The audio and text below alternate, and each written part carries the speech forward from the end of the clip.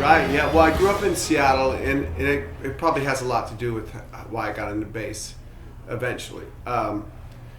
Last of 8 kids, one of my older brothers was a bass player. He was a left-handed bass player. And he had a cool car. He had a convertible car. He kind of had all the like good-looking girls who'd come around my older brother. He's about 13 years older than me, this particular brother. But everybody played music in our house. There was instruments around. And because it's a big family, 8 kids, when punk rock kind of hit and I started seeing punk rock posters around the city of Seattle, I identified that as something of my own that I could have. When you're in a big family, something your own could mean like you've got something stashed away, a pack of rubber bands, under your bed. They're mine, at least they're mine, Could be nothing, but suddenly this punk rock thing came, and I really got into it and started a band. When I was 13, I played bass in the first band, but I'd kind of grown up playing drum, like learning how to keep time.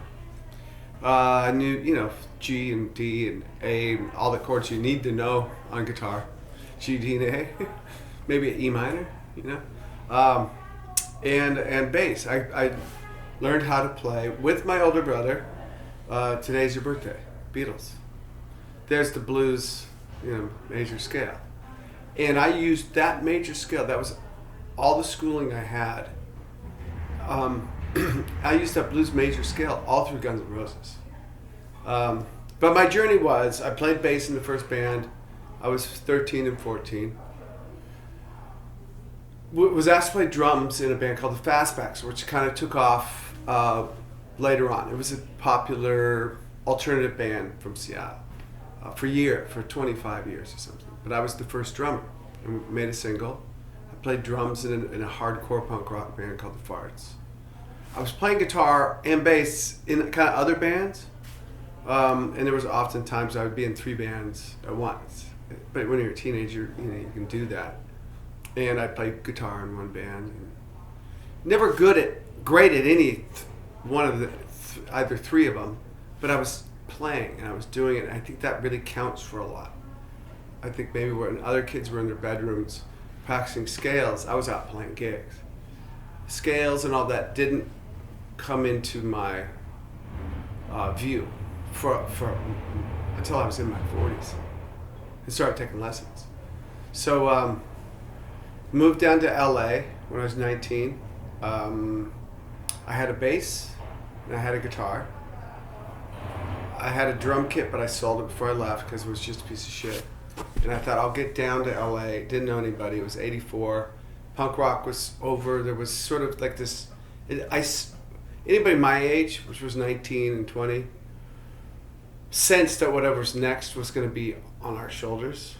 Maybe how it is now. I have a daughter who's 17, who's got a band. She's singing in a band. She's like, Dad, there's no rock bands who are our age. We have nothing. I'm like, well, it's on your shoulders. It's you and your other friends' bands. You got to take it over. So it was kind of like that, exactly like that in 1984. There was some really bad pop, some really sugary kind of metal. Nothing that identified with a bunch of us kids who liked Motorhead and The Damned and Hanoi Rocks and Prince. What's for us? So came down here. Turned out the guitar I had to hawk it a couple times because I was just making ends meet. I got a job as a cook, got an apartment. I'd have to hawk the guitar for like a week until I got my paycheck. I'd get it back. And it turns out the guitar, one day the like Vice or whatever, police come to my little crappy apartment, knock on the door. They're plain clothes, showed their badges. Are you Michael McKagan? Yeah. Do you have this such and such guitar? Yeah. It was stolen from LA like 7 years prior. I just brought it back to him.